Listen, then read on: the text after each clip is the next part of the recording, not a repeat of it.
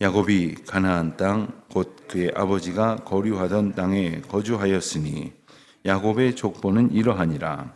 요셉이 17세의 소년으로서 그의 형들과 함께 양을 칠 때에 그의 아버지의 아내들 빌하와 실바의 아들들과 더불어 함께 있었더니 그가 그들의 잘못을 아버지에게 말하더라. 요셉은 노년에 얻은 아들이므로 이스라엘이 여러 아들들보다 그를 더 사랑하므로 그를 위하여 채색 옷을 지었더니 그의 형들이 아버지가 형들보다 그를 더 사랑함을 보고 그를 미워하여 그에게 편안하게 말할 수 없었더라. 요셉이 꿈을 꾸고 자기 형들에게 말하매 그들이 그를 더욱 미워하였더라. 요셉이 그들에게 이르되 청하건대 내가 꾼 꿈을 들으시오.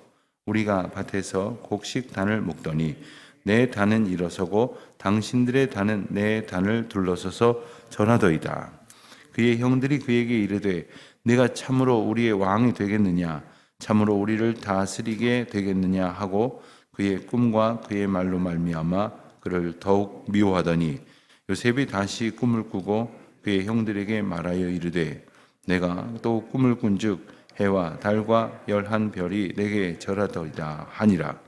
그가 그의 꿈을 아버지와 형들에게 말하매 아버지가 그를 꾸짖고 그에게 이르되 내가 꾼 꿈이 무엇이냐 나와 내 어머니와 내 형들이 참으로 가서 땅에 엎드려 내게 절하겠느냐.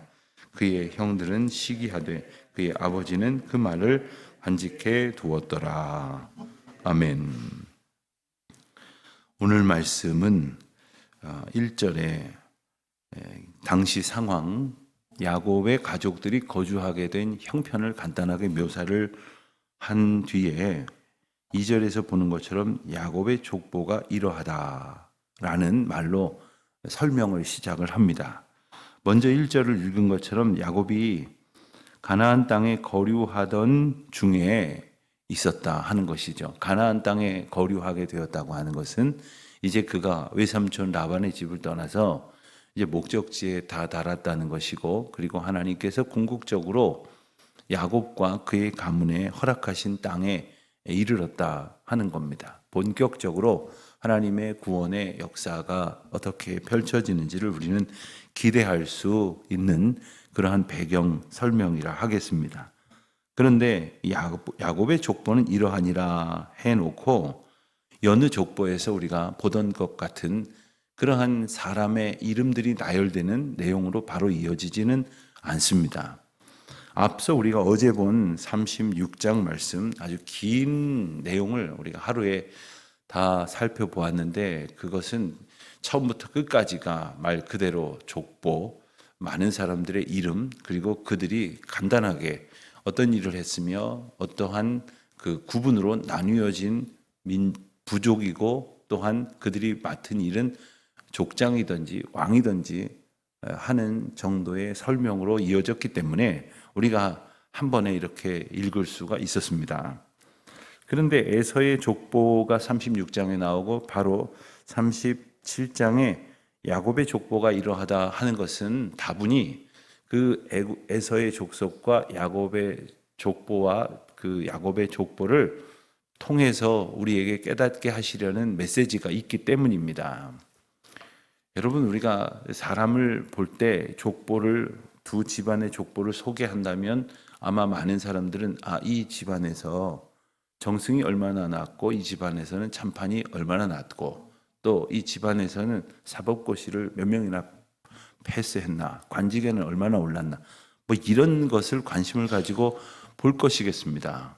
그러나 우리가 성경이 전하는 족보의 이야기는 그 가문에서, 그 족보에서 하나님의 역사가 어떻게 펼쳐졌느냐 하는 겁니다. 오늘날로 보면 어느 집안에서 목사가 몇 명 낳고 장로가 몇 명 낳고, 또 어느 집안은 대대로 권사가 딸 중에 아닌 사람이 없다, 뭐 이런 것 가지고 이야기하시는데 꼭 그것만 가지고 볼 것은 아니라는 그러한 생각을 우리가 하게는 됩니다. 다만 우리가 직분으로 사는 것이 아니라 하나님의 백성으로 사느냐가 더 중요할 것이겠고, 또 직분으로 사느냐보다 하나님의 약속 가운데에 사느냐 하는 것이 더 중요할 것이겠습니다. 에서는 하나님의 약속 밖에 있었던 사람들입니다. 그의 가문, 그의 종족들이 아무리 번창했어도 하나님의 약속 밖에 있었던 사람들입니다. 야곱은 그의 인생이 참으로 고달프고 여러 가지로 어렵고 힘들고 그리고 아주 길고 아주 괴로운 이야기들이 길게 소개가 되었지만 야곱과 그의 가족들은 하나님의 약속 가운데에 있었던 사람들임을 우리가 잊지 말아야 합니다. 우리가 세상에서 에서와 그의 가문처럼 아주 사람들이 부러워할 만큼 대단해 보이는 형통을 가진 것을 부러워하라 하시는 말씀이 아니라 야곱의 족보를 통해서 하나님이 어떻게 그 가문에서 그 백성들을 통해서 일하시는가를 보고 깨달으라 하시는 메시지임을 우리가 알게 되는 것입니다.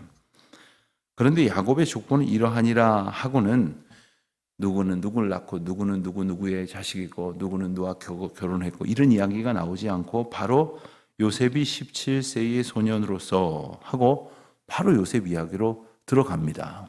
그런가 하면 37장이 맞춰지고 나서 38장에 가서 보면 갑자기 야곱의 12아들들 중에 유다의 이야기가 나옵니다. 그리고는 또 유다 이야기가 끝나자마자 다시 요셉의 이야기가 이어집니다.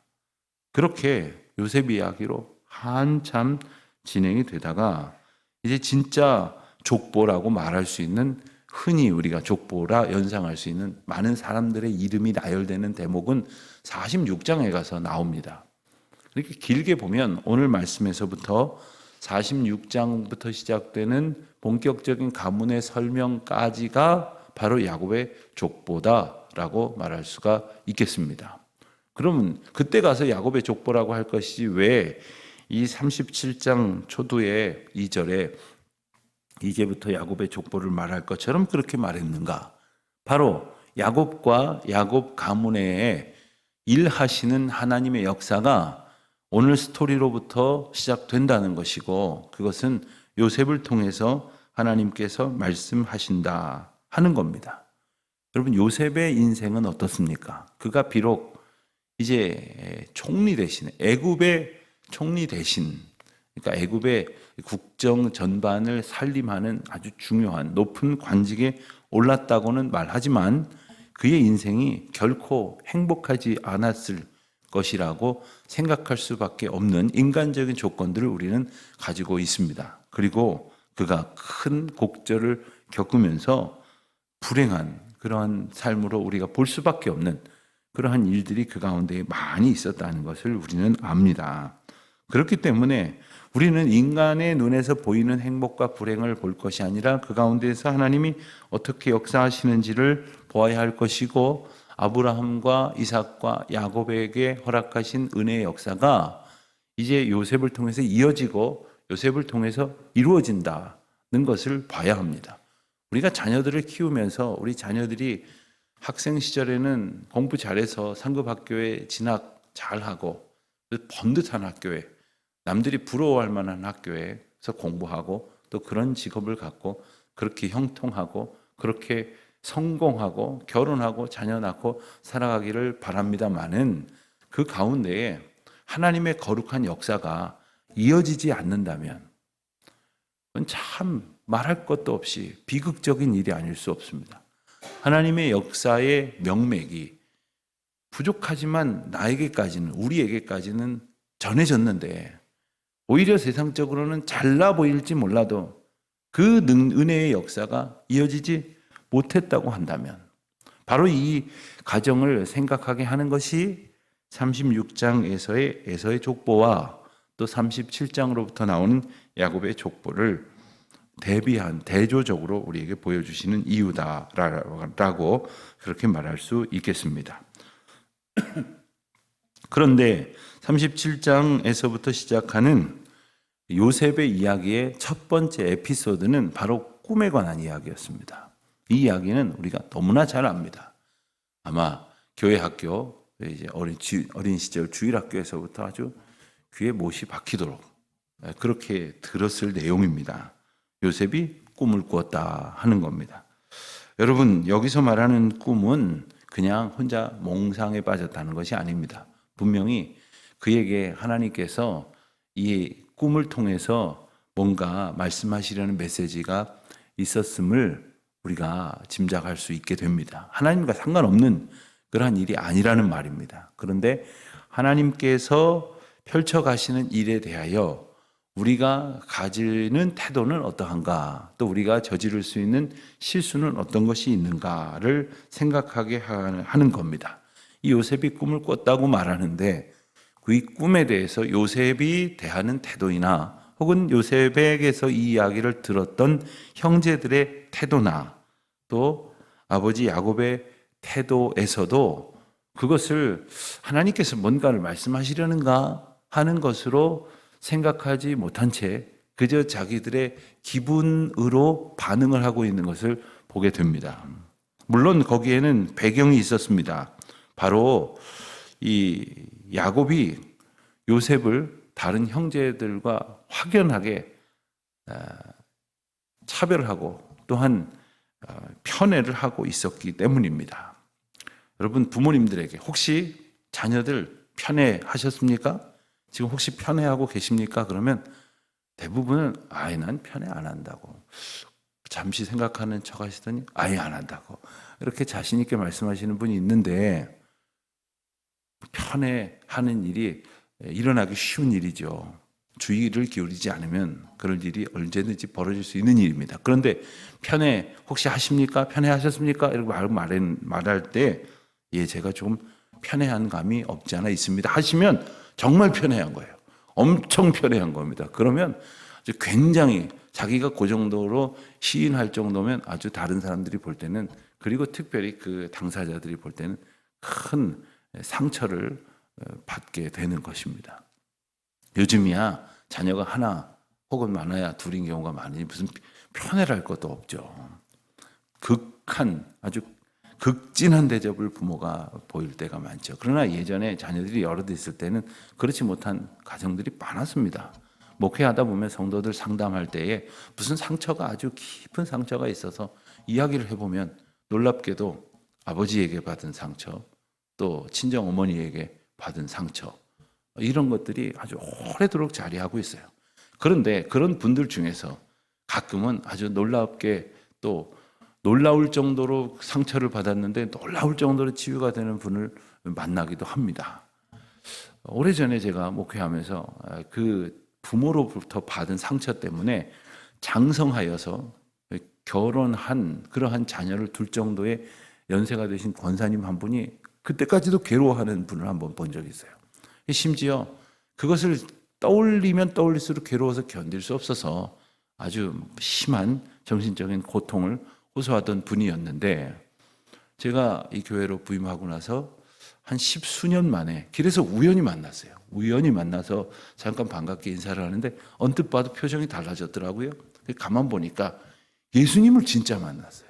그 전에 이분이 교회를 다니긴 다녔고 교회 봉사도 많이 하고 직분도 많이 했는데 제가 볼 때는 그냥 한쪽 구석에서 예수님 잠깐 이렇게 만나고 지나가고 알고 지나가는 것 같다는 느낌을 받았더라면, 그때 그분은 정말 예수님을 진짜 만난 분이 바로 이런 분이로구나 하는 그런 생각을 갖게 만들었습니다.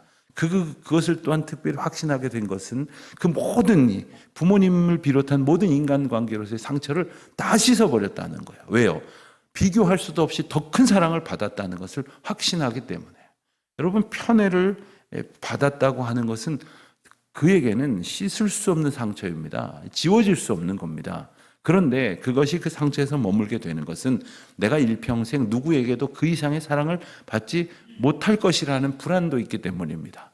그러나 하나님께서 우리를 만나주시고 사랑해 주셔서 우리가 세상에서 그 어떤 것과도 비교할 수 없는 큰 사랑을 받는 존재라는 것을, 받았다는 사실을, 지금도 받고 있다는 사실을 깨닫는다면 더 이상 그것은 아무 문제도 되지 않는 겁니다. 마치 작년에 돈 10만 원 잃어버려갖고 속상했는데 올해 아주 하는 일이 잘 돼가지고 돈 1,000만 원 벌었다고 한번 생각해 보십시다.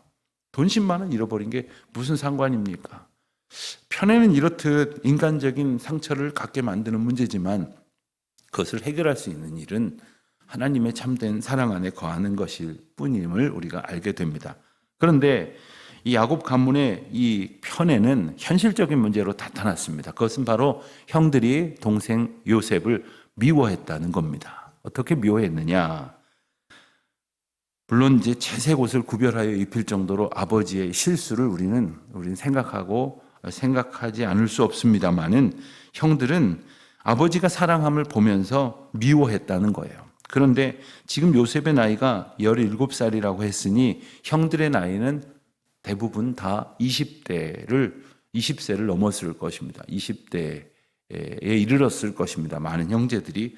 그렇다면 아직 우리 성인들의 입장에서 볼 때는 어린 그런 자녀들이겠으나 그래도 뭔가 좀 이만큼이라도 사리분별은 할 수 있을 법한데 그는 형제로서 이제 물론 이복이라 하는 그런 상처가 있었겠지만 요셉을 미워하고 그가 꾼 꿈을 가지고 더욱 미워하였다 했습니다. 5절 보니까 요셉이 꿈을 꾸고 형들에게 말하며 그들이 그를 더욱 미워하였더라. 꿈을 듣고 더욱 미워한 이유가 되었다는 겁니다. 근데 요셉도 보면 참 지혜롭지 못한 그러한 형편이었던 것이 형들이 미워한다는 것을 모르지 않았을 텐데 꿈 이야기가 형들이 들으면 기분 안 좋을 것이라는 것을 생각할 수 있었을 터인데 그 꿈 이야기를 합니다. 여러분 우리가 이야기를 할 때 때로는 이 이야기를 이 사람한테 꼭 해야 할까를 한번 생각을 해봐야 합니다. 또 이 이야기를 지금 해야 할까를 생각해 보아야 합니다. 조금 지나서 이야기를 하면 훨씬 더 유익할 것일 텐데 지금 이야기해버리는 그것이 꼭 합당한가? 그리고 또 한 가지 생각을 한다면 이 이야기를 굳이 내가 해야 할 것인가? 그렇다면 하지 말아야 할 것을 하지 않게도 되지만 해야 할 것은 또 반드시 하게도 될 것입니다. 요셉을 보면 단들이 자기한테 추수를 한 그 곡식 단들이 다 내게 절을 하고 또 그거 한 번뿐이 아니었어요. 또 꿈을 꿨는데 9절에 보니까 다시 꿈을 꾸고 형들에게 말하여 이르되 해와 달과 11별이 내게 절하더이다 하는 꿈 이야기를 했다는 말이에요.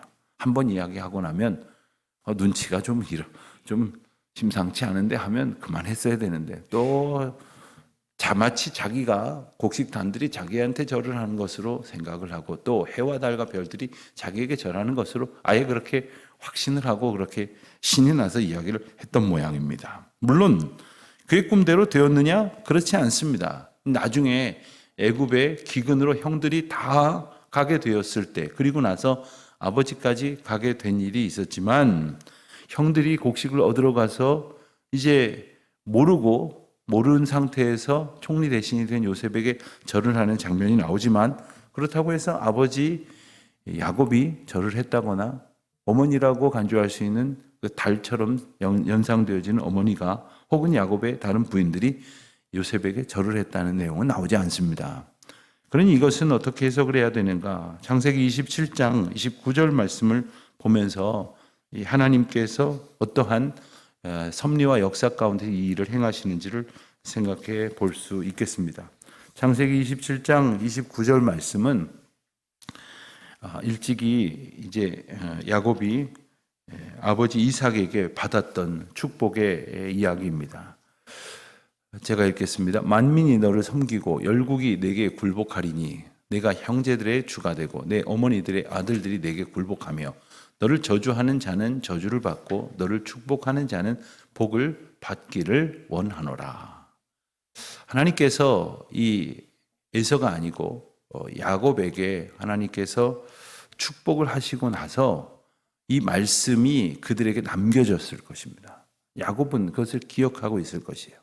그리고 그 하나님의 섭리 가운데서 그들이 이제 하나님 목전에서 살아가고 있다는 것을 깨닫게 하셨을 것입니다. 그렇습니다. 하나님께서는 이 꿈을 통해서 아브라함에게 주신 것을 이삭에게 그리고 이삭을 통해서 야곱에게 축복하심으로 분명히 선언하셨고 그리고 야곱의 아들들 가운데서 이와 같은 꿈과 계시로 아버지 야곱이 이제 이것을 깨닫고 그리고 자식들도 이 하나님의 섭리와 약속 가운데 살고 있다는 것을 그리고 그 주권을 이어가게 하시려는 것입니다. 그러니까 우리가 자녀들에게 정말 신앙교육을 할 수 없는 그런 바쁜 시절을 살아가고 있다 하더라도 이 두 가지는 결코 놓쳐서는 안 됩니다. 이 세상 일이 마음대로 안 되지. 그러면서 가르쳐야 될 것은 하나님의 주권 가운데 있는 세상을 우리가 살아가고 있단다. 야, 힘들지. 조금만 더 힘내면 될 거야. 네 마음대로 안 되지. 열심히 노력하면 되는 거야. 그러니까 밤에 잠잘 것 없고 더 공부해. 이렇게 얘기하고 갈 것이 아니라 우리가 이 세상을 살아가면서 하나님의 주권 가운데 있다는 것. 그리고 우리가 우리의 능력으로 하나님의 은혜를 얻을 수 없기에 우리를 구원하시려고 이 땅에 보내신 예수 그리스도 그 생명의 이름을 의지하여 살아가야 한다는 것.